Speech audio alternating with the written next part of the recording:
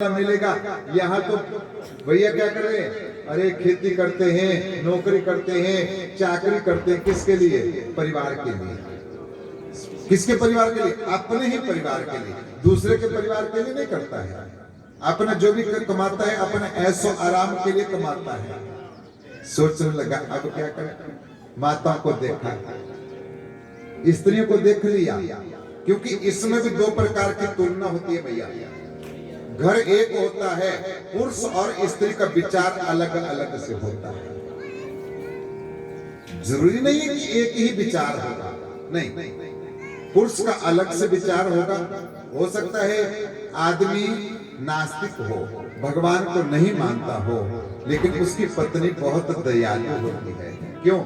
व्रत करती है, सोमवार का व्रत करती है, करवा चौथ का व्रत करती है, पूर्णिमा का व्रत करती है। वो तो बहुत धार्मिक है। तो माता से पूछ लिया नारद ने, माता भगवान की महिमा को तो आपने सुना है? कहने लगी हाँ जी सुना है। कहने लगे भगवान से क्या मांगती हो? अच्छा तो मांगती होगी। तो माता ने कह दिया कि सुनो क्या मांगू? तरुणी प्रवितार गृह श्याल को बुद्धिदायक।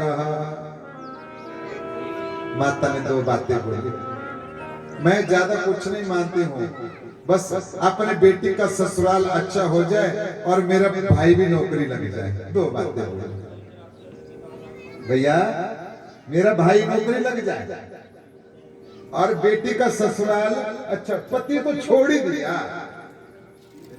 क्यों भाई जी? पति को तो छोड़ ही दिया, पति का तो नाम भी नहीं लिया।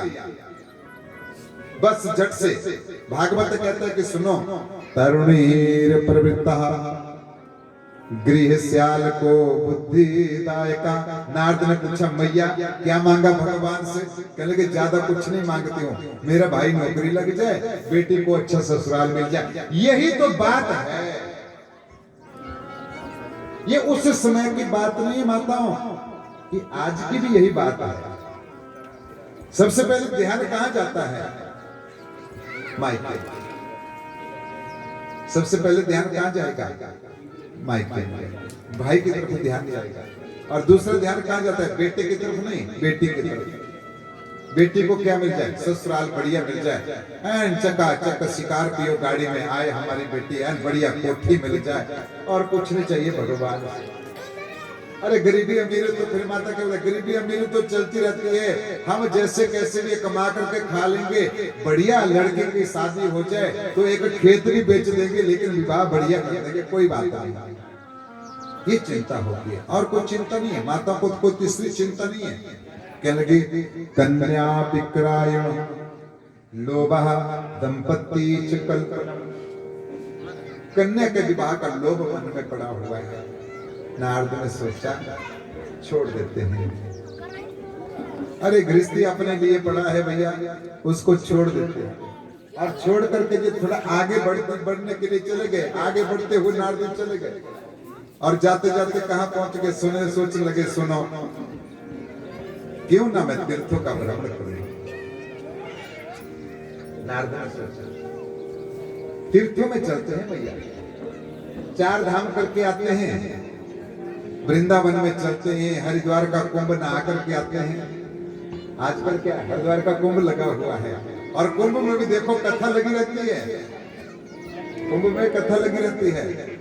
सोच लगे हरिद्वार का कुंभ नहा करके आते हैं, वृंदावन में चलते हैं, अयोध्या चलते हैं, गया में जाते हैं, मथुरा जाते हैं। सोचने लगे। नारद जी चलते चलते वहां पे पहुंच गए।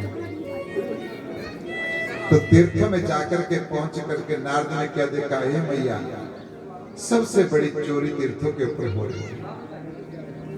10 रुपए की चीज 20 रुपए में बिक रही है। दुकानदार दुकान लगा करके बैठा है, कुछ शिवलिंग रख दिया, कुछ माता रख दी। कहने लगे 20 रुपए में शिव जी ले जाओ, 30 रुपए में माता ले जाओ, 100 रुपए में विष्णु भगवान को ले जाओ। पत्थर ले लो, कंकड़ ले लो, टके टके शिव शंकर ले लो, आवाजें लगा रहे हैं भैया। नारद ने देखा ये तो गड़बड़ हो गई। यहाँ पे तो भगवान को बेचने के लिए फिर रहे हैं। अरे महाराज तीर्थों के ऊपर जब जाकर के देखा तो चोरी चकारी चली हुई है, लूट मार चली हुई है। और जो तीर्थों के ऊपर जो है मैया क्या करती है, नहाने के लिए जाती है तो तीर्थों में पहुंच करके सबसे पहले फोन बहू को करती है, पहुंच गई नहीं। दूसरा क्या करती है, उसको संभालती है जो साथ में जाती है नहाने के लिए, बाद में डुबकी लगाती है। पहले मरने का डर लगा रहता है, पकड़ना मेरे को ठीक ढंग से पकड़ना, कहीं मर ना जाऊं, ऐसा ना हो जाऊं, वैसा ना हो जाऊं। अरे मैया का ध्यान कहाँ रहता है तीर्थों में, मैया का ध्यान कहाँ रहता है नहाने में। मैया का ध्यान तो पोते पोतियों में पड़ा हुआ है, घर परिवार में पड़ा हुआ है। नहा करके आती है, फोन करती है, बहू गाय भैंस का दूध निकाल लिया, ढंग से करना, 3 दिन में आ जाऊंगी, 4 दिन में आ जाऊंगी। काहे को जाना तीर्थों में, बेकार है। तीर्थ तो एक दर्शन है, तीर्थ एक टूरिस्ट बन करके जाओ, घूम फिर करके आ जाओ। लेकिन सोच लगे क्या, पुष्करम च प्रयाग काशी गोदावरी तथा। नारद जी सोचने लगे, चारों तरफ चले गए। हरि क्षेत्रम कुरुक्षेत्रम श्रीरंगम सेतु बंधनम। विचार करने लगे, सभी तीर्थों में जाकर के विचार करने लगे, लेकिन कहीं भी शांति की प्राप्ति नहीं हुई। नारद जी सोचने लगे, गृहस्थियों में जाकर के शांति नहीं मिली, संतों के बीच में जाकर के शांति नहीं मिली। और जाते जाते क्या हुआ, जब तीर्थों के ऊपर चले गए वहां पे भी शांति की प्राप्ति नहीं हुई। चल पड़े बेचारे धीरे धीरे, पहले तो उड़ करके आते थे, अब पैदल जा रहे हैं। हाथ में वीणा ली हुई थी, वीणा को छोड़ दिया, और जैसे वीणा को छोड़ दिया सोच लगे, एवं पश्यायनम कले दोषानम प्रीतीर्थ ममः। मन में विचार करने लगे नारद, ये क्यों हो गया, कैसे हो गया। कहने लगे कली दोषान, कली मतलब कली काल, क्या है कलियुग का दोष है। कहने लगे नहीं, कलियुग का भी दोष नहीं है। नारद जी चुपचाप बैठ गए, सोचने लगे, हे प्रभु, हे सच्चिदानंद भगवान, कृपा कीजिए मेरे ऊपर, अपनी कृपा करो। देखो तो सही, सौनक ऋषि मुनि कहते हैं कि सुनो ऋषियों, इस धरती के ऊपर स्वयं नारद भी आकर के दुखी हो गए, हम तो उसके आगे कुछ भी नहीं है। नारद जी बैठ गए और मन में एक हाथ में उस वीणा को लेकर के नारायण का ध्यान करने लगे। कहने लगे, श्रीमन नारायण नारायण नारायण, भजमन नारायण नारायण नारायण, श्रीमन नारायण नारायण नारायण, नारायण नारायण, श्रीमन नारायण नारायण नारायण, भजमन नारायण नारायण नारायण, श्रीमन नारायण नारायण। क्या बात है, गाइए, ताली बजाते हुए। नारायण नारायण, श्रीमन नारायण नारायण नारायण, भजमन नारायण नारायण नारायण, श्री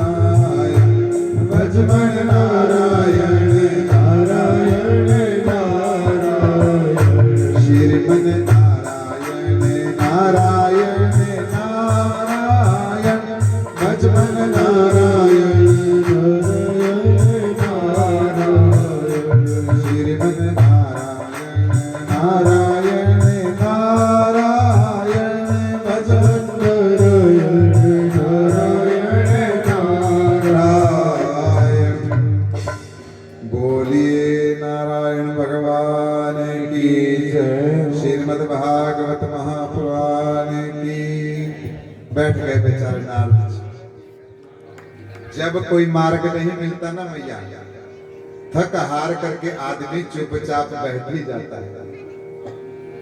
जब कोई मार्ग ना मिले,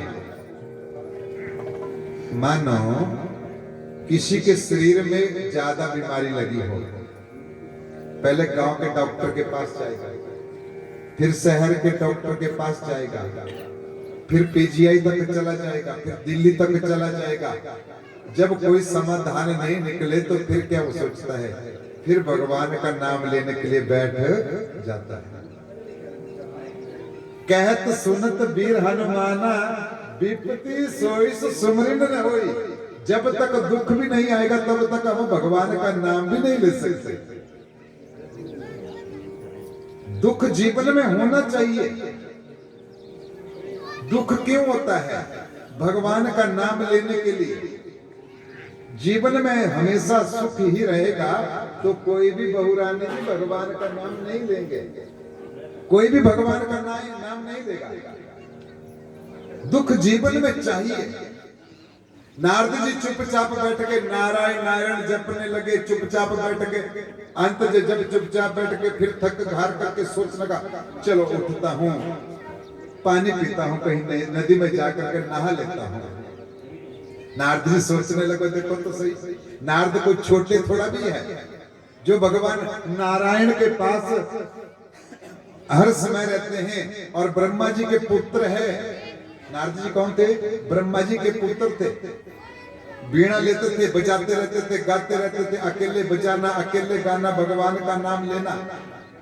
और सोचने लगा, चलो नदी में जाकर के, तालाब में जाकर के नहा लेता हूँ, पानी पी लेता हूँ, घूम फिर करके चला जाऊंगा। ये गृहस्थी लोग ऐसे ही होते हैं, यहाँ पे कोई मानने वाला नहीं।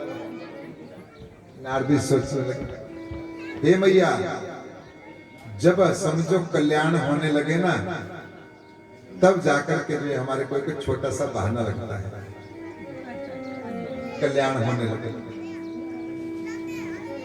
जब कोई बीमारी ठीक होने लगती है ना, तो समझो कोई बाबा के पास जाएंगे, गांव का जो बाबा भी होगा उसे क्या लेंगे, थोड़ी सी विभूति लेंगे, खाएंगे और एकदम से ठीक हो जाएंगे। ये भगवान की कृपा होती है। क्यों? जब आपका जो है दुख का समय जो है दूर होने लगता है। नारद जी ने क्या किया, नदी के पास चले गए। नदी के पास जैसे ही चले गए तब सोचने लगे, नहा लेता हूं। उतने में क्या हुआ, जोर जोर से रोने की आवाज सुनाई दी। रोने की आवाज सुनाई, रुदन की आवाज जब सुनाई दी तो सोचने लगे, ये रोने की आवाज कहां से आ रही, कौन रो रहा है? दिखा कोई नहीं। चले गए आगे, चलते चलते आगे चलने लगे। और जैसे आगे चलने लगे तब एक नारी जो है बहुत जोर जोर से रुदन कर रही थी, नारी विलाप कर रही थी। एक स्त्री जो है रो रही थी।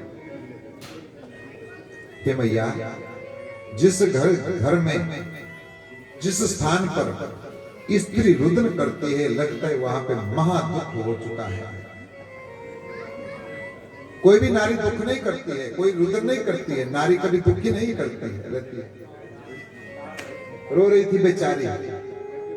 5-10 औरतें उसको मना रही थी, सुन बहन तू रो मत, चुप हो जा, चुप हो जा। नारद जी ने जब सुना, रोने की आवाज सुनी, झट से दौड़ पड़े। क्या हो गया? भूल गए भगवान का नाम, भूल गए नदी में नहाना, भूल गए पानी पीना। और जब से जाकर के जो है दौड़ करके जाकर के पूछा। जब नजदीक को पहुंचने लगे तो नारद जी एकदम से रुक गए। नारद जी क्यों रुक गए? अरे इस नारी ने मेरे को बुलाया नहीं। जब तक ना बुलाए तब तक नहीं जाना चाहिए। नारद जी सोचने लगे, बुलाया नहीं, मैं तो वैसे ही दौड़ पड़ा। मेरे गांव की नहीं, मेरे शहर की नहीं, मेरे को जानने पहचानने वाले नहीं। रो रही होगी, कोई दुख पड़ा होगा तब रो रही होगी। रुक गए नारद जी। और जैसे वापिस होने लगे तब उस नारद ने क्या, नारी ने क्या कहा, अरे रुको रुको, भो भो साधो शरणम तिष्ठम मचता मां पीरनास्यः। हे बाबा रुको, नारी को नहीं पता कौन था, नारी के लिए तो इतना पता था कोई साधु है। साधु बाबा रुक जाओ, भो भो साधु श्रम तिष्ठम तिष्ठ, रुक रुक रुक, रुक गए। जैसे वापिस आ रहे थे ना वैसे रुक गए। उसने कहा श्रम तिष्ठम, 1 मिनट रुको। फिर कहने लगी दर्शनम तव लोकस्या सर्वथा पापम परम हरम। बाबा एक बात बताओ। कहने लगे मैया बोल। ना तो नारद जी उधर जा रहे हैं और ना स्त्री उसके पास आ रही है। बाबा रुको, रुक गए। एक बात तो बोलो। कहने लगे बोलो। मैं आपका दर्शन करना चाहता हूं। नारद ने कहा मेरे दर्शन करने से क्या मिलेगा आपको? कहने लगे बाबा मैंने सुना हुआ है कभी कभी किसी सज्जन के दर्शन करने से भी हमारे पाप दूर हो जाते हैं। उस नारी ने कहा, नारद ने पूछा अच्छा मैया। नारद के मन में एक विचार आया। ये मैया ने ठीक कहा। एक चोर के संग साधु चल पड़ेगा तो लोग क्या कहेंगे? ये चोर भी तो है, साधु को भी क्या बोलेंगे भैया? चोर ही बोलेंगे। क्या बोलेंगे? चोर ही बोलेंगे। एक चोर साधु के संग चल पड़ेगा तो दोनों इकट्ठे जा रहे हैं तो एक बोले अरे ये तो चोर है, ये दूसरा भी चोर ही है। ऐसा बोलेंगे ना? क्यों भाई? क्यों बोल रहे? एक सज्जन के संग 2-3 साधु चले हो और उसके संग पापी भी चल पड़ेंगे तो क्या लोग क्या कहेंगे? नहीं भैया ये तो बहुत बड़ा भोलेता है। ऐसा कहेंगे। नारी ने कहा सुनो नारद जी तुम साधु हो, मैं तुम्हारे अगर चरणों में प्रणाम कर लूं, तुम्हारे चरणों में प्रणाम कर लूं और प्रणाम करने के उपरांत इतना तो बताइए कि मेरा भी तो कल्याण हो जाएगा। हो सकता है तेरे चरणों में मत्था टेकने से मेरा कल्याण हो जाए, मेरे पाप नष्ट हो जाए। तो महाराज मैं अपने पापों को नष्ट करना चाहती हूँ। शरणम तिष्ठम, रुको। रुक गए। कल्याण करो। अब नारद जी जैसे थे वैसे ही खड़े रहे और स्त्री जो थी वो अकेली थी। नारद ने पूछा मैया बात क्या हुई, इतना तो बताओ। कहने लगे सुनो, माता के लिए सबसे बड़ा दुख किसका होता है? अपने बेटों का। सबसे बड़ा दुख कौन सा होता है? बच्चों का। क्या सोचती है? मेरे बच्चे सुखी रहे। तो उस माता के क्या था? दोनों बेटे जो थे वो बेहोश होकर के पड़ चुके। बड़ा जतन करवाया, ठीक नहीं हुए। 2 बेटे थे उसके, एक का नाम ज्ञान था और दूसरे का नाम वैराग्य था। मूर्छित होकर के पड़े थे भैया। हिलाते उठाते, उठो उठो उठो, ज्ञान उठो, वैराग्य उठो, नहीं उठते थे।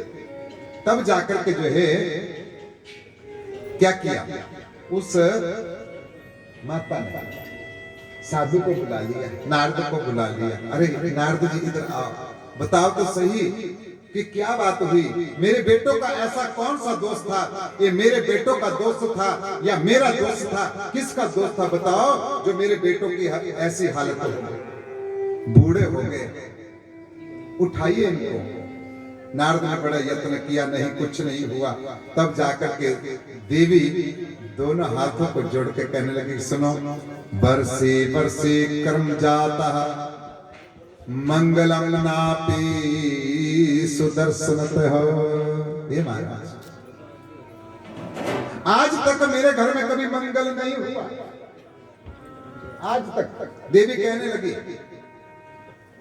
कोई भी मंगल कार्य नहीं हुआ मेरे घर में आज तक। मंगल कार्य किसे कहते हैं? भैया ध्यान से सुनना, शादी को मंगल कार्य नहीं कहते। वो तो आपने क्या किया? पार्टी दे दी। शादी क्या है? शादी मंगल कार्य नहीं है। शादी तो एक किस्म की पार्टी है। लोगों को बुलाया, किसको बुलाया? एक को छोड़ दिया, एक को बुलाया। जो आपका खास था उसको बुलाया, जो भी अच्छा लगता था दे दिया, बढ़िया शराब पिला दी, बढ़िया चका डीजे लगा दिया हमारा नाचने के लिए, खूब पैसा भी लगाया, सब कुछ किया। बहुरानी घर में आ गई, वो तो पार्टी, उसको मंगल कार्य नहीं बोल सकते। मंगल कार्य किसे कहते हैं? मंगल कार्य जिसमें भगवान की पूजा की जाती है उसको उत्सव कहते हैं, मंगल कार्य कहते हैं। आज देवी क्या कहने लगी, सुनो, वर्षे वर्षे कर्म से जाता, देवी ने बड़ा अच्छा कहा, कहने लगे मंगल नापी दर्शयत ना। सब कुछ देखा मैंने इस संसार में, लेकिन मंगल कार्य बहुत कम देखे। मंगल कार्य मतलब भागवत, सत्यनारायण की कथा, यज्ञ, ऐसे इस प्रकार से बहुत कम देखे। वो तो सब घर में तो बहुत कुछ हुआ, किसके लिए हुआ? लोगों के लिए हुआ, लेकिन मेरे हाथों से कुछ भी नहीं हुआ। रुद्र करते करते वे बैठ गई बेचारी, रोने लगी, बैठ गई वहीं पर, और धीरे धीरे चलती चलती हुई आकर के और सीधा ही नारद के चरणों में झुक गई। हे नारद जी, मैं तुमको जानती हूँ, क्योंकि तुम छोटे मोटे कोई साधु नहीं हो महाराज, कोई तुम छोटे मोटे साधु नहीं हो, तुम तो बहुत बड़े साधु हो।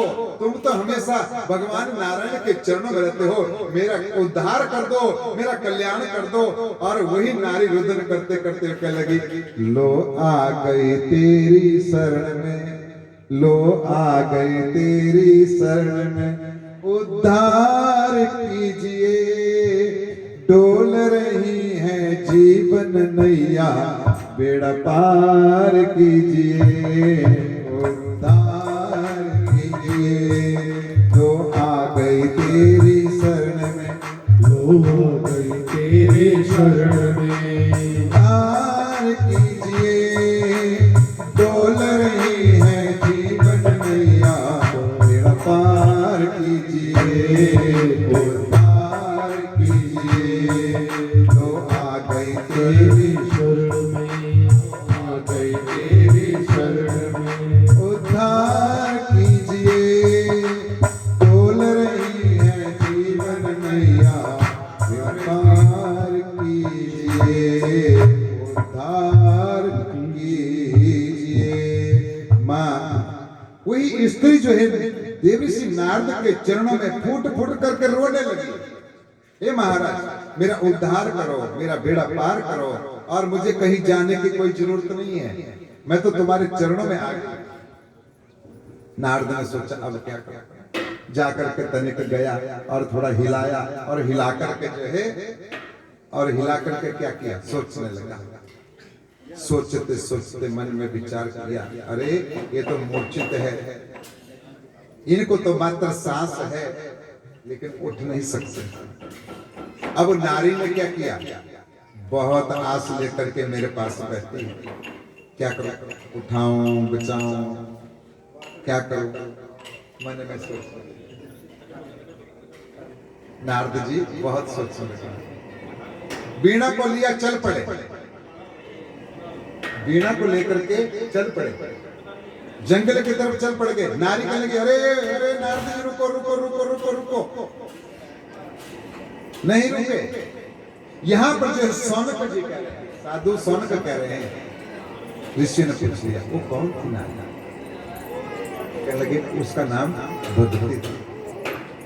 ज्ञान और वैराग्य उसके दोनों पुत्र थे।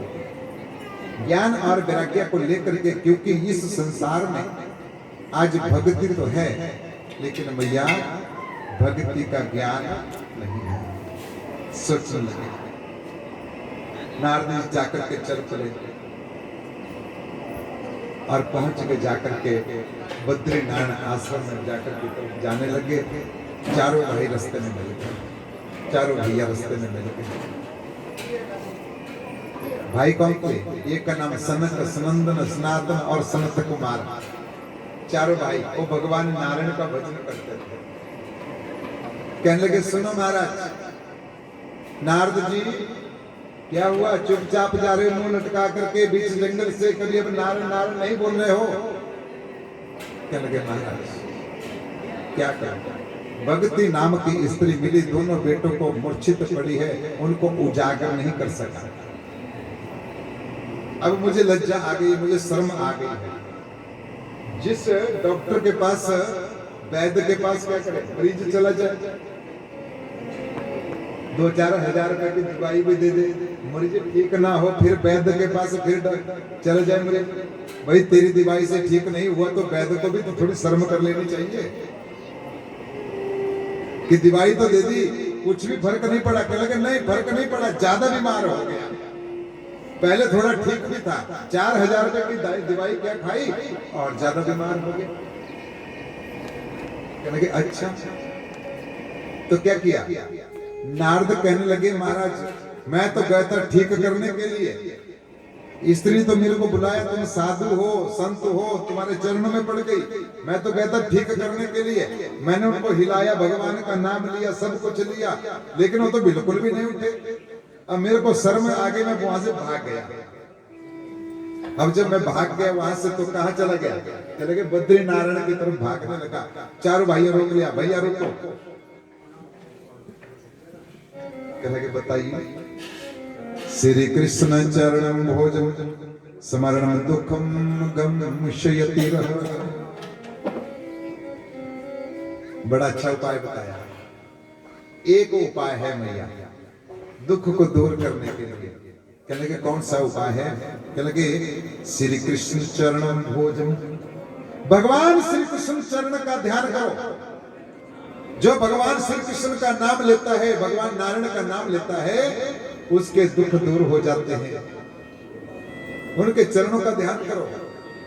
मरने के उपरांत भी भगवान राम, भगवान कृष्ण, भगवान नारायण ही मोक्ष को देने वाले हैं।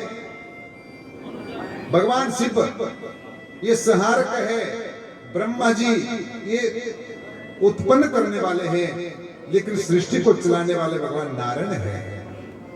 वही मरने के उपरांत ये मोक्ष को देने वाले हैं। अरे सुनो नारद जी, भगवान श्री कृष्ण चरणम भोजम स्मरण दुखम गमशति रह। भगवान श्री कृष्ण का नाम जो है दुखों को दूर करता है। कहने लगे अब क्या करें? कहने लगे अब क्या करना है? अब कुछ नहीं हो सकता। मां चिंतार करो देव शिरम ता चिंतेर सतार भेर। बड़ा अच्छा उपाय बताया। अरे ओ नारद, एक बात बताऊं मैं? कहने लगे बताइए। कहने लगे नैमिषारण्य क्षेत्र में चले जाओ, वहां पे भागवत की कथा लगी है। सूत महाराज जी ऋषियों के लिए भागवत की कथा को सुना रहे हैं। भक्ति ज्ञान वैराग्य को नारद जी तुम वहां पे ले जाओ, सीधे ले जाओ, और वहीं पर एकदम से पहुंचते ही ठीक हो जाएगा। कोई ना कोई उपाय बताता है ना, जैसे यहाँ पे कोई ठीक नहीं होगा तो वहां उस हॉस्पिटल में ले जाओ, वहां पे ठीक हो जाएंगे, पहुंचते ठीक हो जाएंगे, ऐसा डॉक्टर है। नारद जी झट से हटे और आकर के जो है भक्ति के पास पहुंचे। दोनों बेटों को कहा कि सुनो बेटा, श्रीमद् भागवत शास्त्र क्लोकारिणम भाषित, कि तुम मेरे साथ चलो। कहाँ जाएंगे? कहने लगे नैमिषारण्य क्षेत्र में जाएंगे, जहां पर भागवत की कथा चल रही है। अच्छा, स्त्री ने कहा तुम तो भाग करके चले गए थे नारद। कहने लगे भाग करके नहीं गया था, मैं तो उपाय ढूंढने के लिए गया। वहीं पर मेरे को उपाय दिखा, मैंने खुद देखा है। भक्ति ज्ञान वैराग्य और सब नदियां, तीर्थ, गंगा, अद्या, सरस्वती, अनेक नदियां जो है उस क्षेत्र की तरफ जाने लगी जहां पे भागवत लगा हुआ है। ध्यान से सुनना भैया, आज जिस जगह भागवत लगता है उस जगह समस्त देवी देवताओं का आगमन शुरू हो जाता है। देवताओं का आगमन शुरू हो जाता है, तीर्थों का आगमन शुरू हो जाता है। लेकिन कैसे? अदृश्य रूप में, जो हमारे को दिखाई नहीं देते। ये अदृश्य रूप में भागवत कथा के आगे पहुंचते हैं आह्वान जब होता है, जैसे वरुण देवता का जल जो हमने लाया गया, तो समझो कि समस्त तीर्थों का आगमन हो गया। इसी प्रकार से नारद से कहा चलो चलो चलो। स्त्री बड़ी प्रसन्न हुई और जो है चलने लगी। चलते चलते हुए जाकर के निमिषारण में जैसे ही प्रवेश किया तो नटों की भांति जो ज्ञान वैराग्य नाचने लगे। जैसे कोई नट नाचता है वैसे नाचने लगे। ज्ञान और वैराग्य उजागर हो गए, बिल्कुल ठीक हो गए। जैसे ही वहां गेट से प्रवेश किया, आगे कथा लगी हुई थी। सूत महाराज जी साधु संतों के लिए कथा को सुना रहे थे और सूत महाराज जी की जो है उस कलयुग काल का जो विख्यात कलयुग का उदाहरण बता रहे थे। घोर कलयुग आएगा, माता पिता की सेवा नहीं होगी, गो ब्राह्मण का अपमान हो जाएगा, साधु संत भीख मांगेंगे, साधु संत चोरियां करेंगे, अनेकों प्रकार का जो है उदाहरण कलयुग का बता रहे। कलयुग की महिमा को दर्शा रहे थे। ये कलयुग बहुत बुरा है, इसमें धर्म कर्म जो है समाप्त हो जाएगा। दूध की जगह जो है मदिरा पानी चलेंगे, भोजन की जगह जो है मांस का सेवन करेंगे, एक दूसरे का जो है हर प्राणी हत्यारा बन जाएगा। परिवार में सिर्फ जो है देखो कलयुग में परिवार में 4 लोग होंगे तो थोड़ा प्रेम बना रहेगा। 4 से 5 नहीं हुए, 6 नहीं हुए, 7 नहीं हुए और परिवार में कलह शुरू हो गया, झगड़ा शुरू हो गया। कलयुग का विशेष उदाहरण बता रहे थे सूत महाराज जी और सौनक ऋषि इत्यादि कथा को श्रवण कर रहे थे। और उतने में क्या हो गया, उतने में भक्ति ज्ञान वैराग्य उनका आगमन हो गया। और आकर के जो है नटों की भांति, जैसे कोई भजन आता तो नटों की भांति जो है नाचना शुरू कर देते। बोलिए वृंदावन भाई की बिहारीलाल की। संसार के लोगों से आशा न किया करना,